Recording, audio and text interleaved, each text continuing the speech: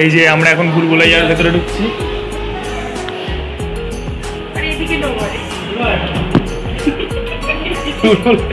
ঢুকছি এরকম,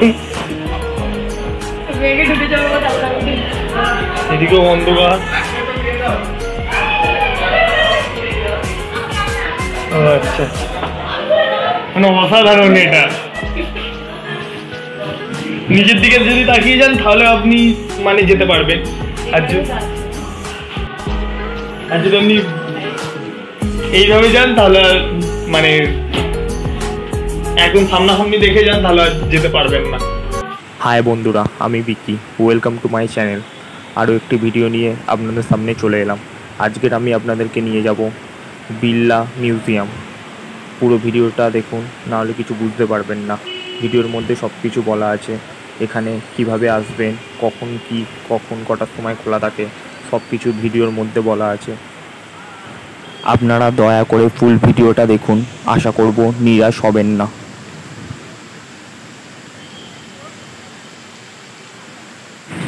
এই যে এইটা হচ্ছে টিকিটের ঘর, এখান থেকে আপনারা টিকিটটা কাটবেন, আর টিকিটের এই পুরো লিস্টটা এখানে দেওয়া আছে।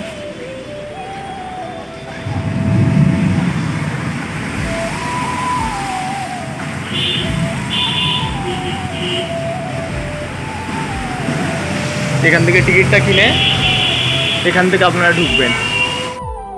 আপনি যদি এখানে 2 হুইলার বা 4 হুইলার নিয়ে আসেন তবে পার্কিংয়ের সমস্যা হবে না। এখানে 2 হুইলার পার্কিং 20 টাকা আর 4 হুইলার পার্কিং হচ্ছে 40 টাকা। এটি খোলা আছে সকাল 9টা থেকে সন্ধ্যে 6টা পর্যন্ত এটা খোলা। বিশেষ 2-3টে দিনে এটি বন্ধ থাকে।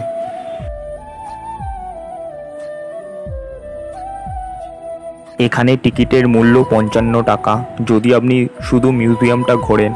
আর যদি আপনি শো দেখেন, এখানে 3টি শো হয়। এক হচ্ছে ম্যাজিক শো, 2 3D শো, আর 3 নম্বর শো হচ্ছে কয়লার খনি। এই 3টে শো যদি আপনি দেখেন, টিকিটের মূল্য এক একজনের 80 টাকা করে পড়বে।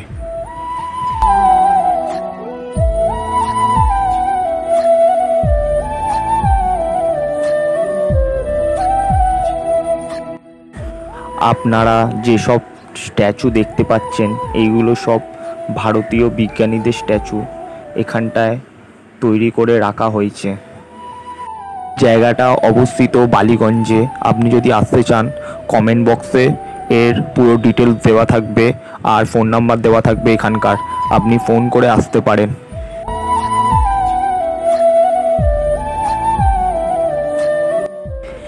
আপনারা যদি দেখেন, মিউজিয়ামটা নিচ থেকে বা ওপর থেকে ঠিক এই রকম লাগে দেখতে।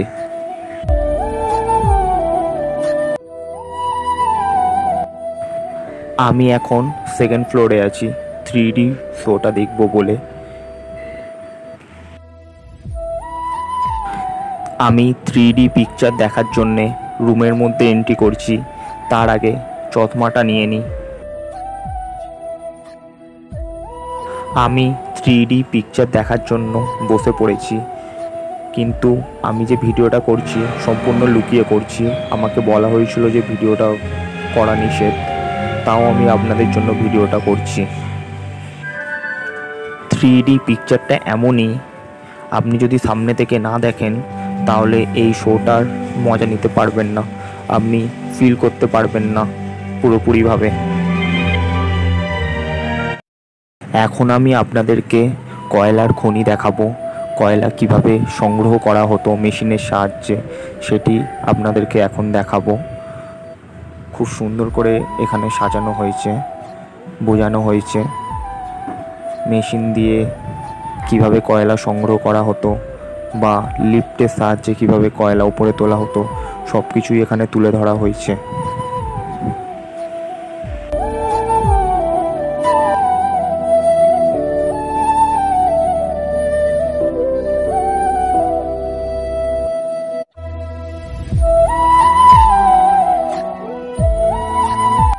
আপনি যে কয়লার মতন যেগুলো দেখছেন, এগুলো সত্যিকারেরই কয়লা এখানটায় রাখা হয়েছে।